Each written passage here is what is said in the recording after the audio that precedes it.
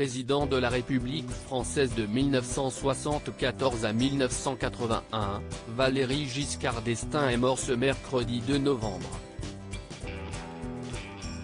Connu pour ses faits d'armes politiques comme le droit à l'avortement ou des grandes phrases comme le monopole du cœur, Valéry Giscard d'Estaing a également connu son heure de gloire lors d'un match de football, qui serait rapidement tombé dans l'oubli s'il n'avait pas été présent. L'histoire se passe en 1973, Valéry Giscard d'Estaing est alors ministre de l'économie et des finances sous la présidence de Georges Pompidou mais également maire de Chamalières, petite commune du Puy-de-Dôme. Le 3 juin 1973 est organisé à Chamalières un match de football opposant des commerçants locaux aux élus municipaux de la ville. Et si ce match attire 3000 personnes au stade, si est-il bien parce que l'équipe des élus compte dans ses rangs le ministre Valéry Giscard d'Estaing.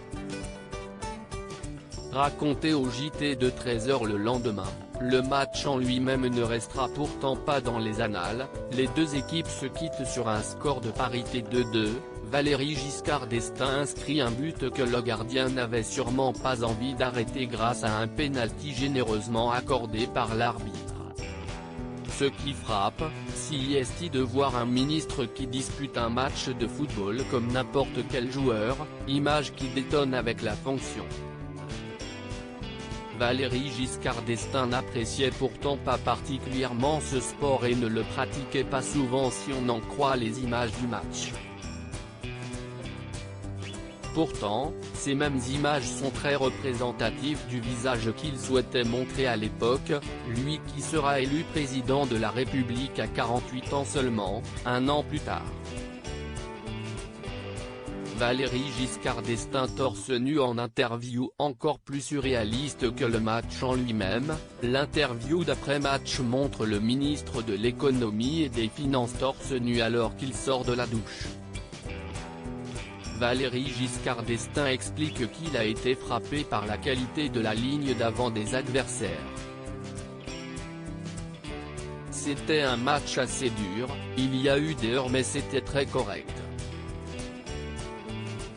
Quand le journaliste lui parle de son pénalty qui permet à son équipe d'obtenir le match nul, il déclare « Nous ne voulions pas nous faire enfoncer.